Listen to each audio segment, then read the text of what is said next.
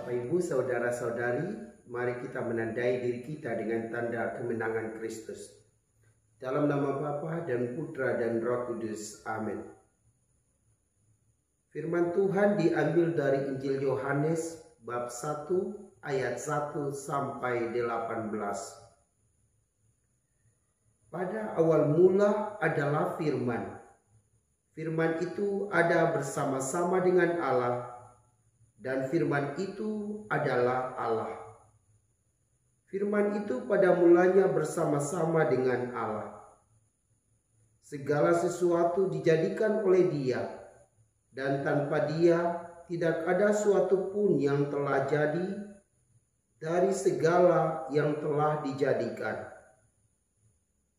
Dalam Dia ada hidup, dan hidup itu adalah terang bagi manusia.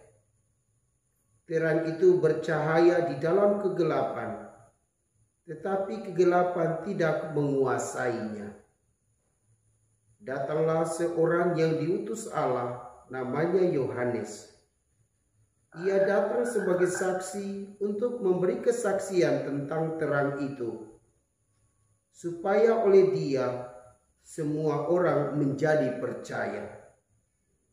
Ia sendiri bukan terang itu, tetapi ia harus memberi kesaksian tentang terang itu. Terang yang sesungguhnya yang menerangi setiap orang sedang datang ke dalam dunia. Terang itu telah ada di dalam dunia, dan dunia dijadikan olehnya, tetapi dunia tidak mengenalnya. Ia datang kepada milik kepunyanya, tetapi orang-orang kepunyanya itu tidak menerimanya. Tetapi semua orang yang menerima Dia, diberinya kuasa menjadi anak-anak Allah, yaitu mereka yang percaya dalam namanya. Orang-orang yang diperanakan bukan dari darah atau daging, bukan pula secara jasmani oleh keinginan seorang laki-laki, melainkan dari Allah. Firman itu telah menjadi manusia dan diam di antara kita, dan kita telah melihat kemuliaannya, yaitu kemuliaan yang diberikan kepadanya sebagai anak tunggal Bapa, penuh kasih dan kebenaran. Tentang Dia Yohanes memberi kesaksian dan berseru, "Inilah Dia yang kumaksudkan ketika aku berkata, sesudah aku akan datang Dia yang telah mendahului aku, sebab Dia telah ada sebelum aku." Karena dari kepenuhannya, kita semua telah menerima kasih karunia demi kasih karunia. Sebab hukum Taurat diberikan oleh Musa, tetapi kasih karunia dan kebenaran datang oleh Yesus. Tidak seorang pun pernah melihat Allah, tetapi anak tunggal Allah yang ada di pangkuan Bapa, Dialah yang menyatakannya. Demikianlah Injil Tuhan. Shalom Bapak, Ibu, Saudara dan Saudariku yang Tuhan Yesus kasihi. Penginjil Yohanes memandang Yesus dari sudut keallahan.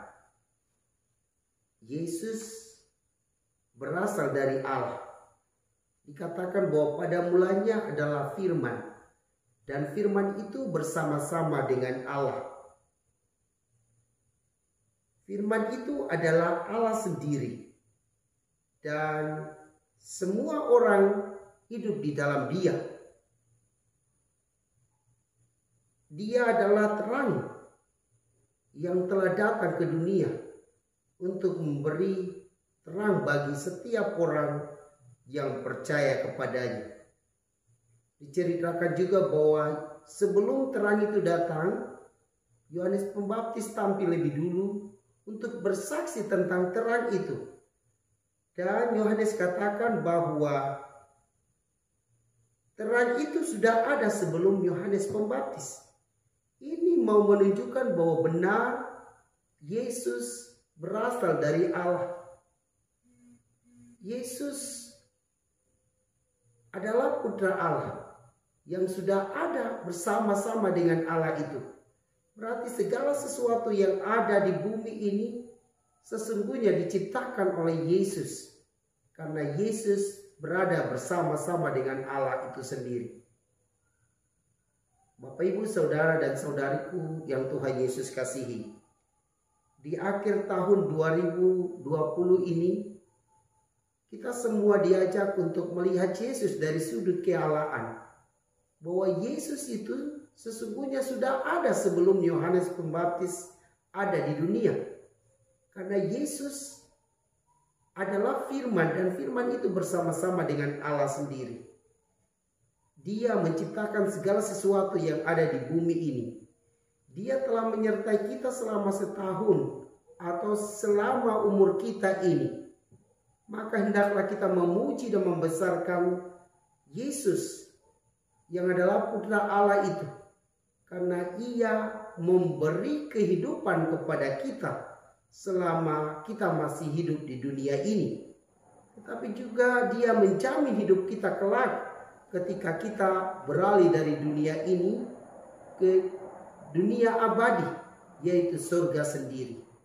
Maka mari kita berjuang terus-menerus untuk melakukan apa yang Yesus itu harapkan kepada kita.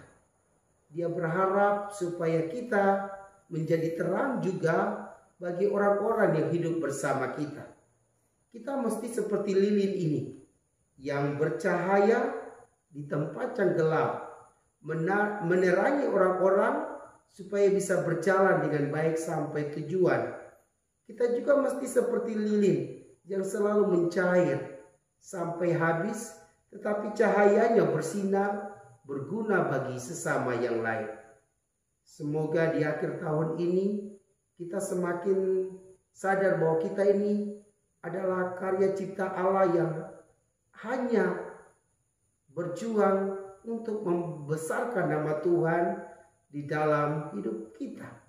Supaya nama Tuhan semakin besar dan diri kita semakin kecil demi kemuliaan Tuhan. Semoga demikian. Semoga Allah yang Maha Kuasa memberkati Bapak Ibu di akhir tahun 2020 ini. Dalam nama Bapa dan Putra dan Roh Kudus. Amin.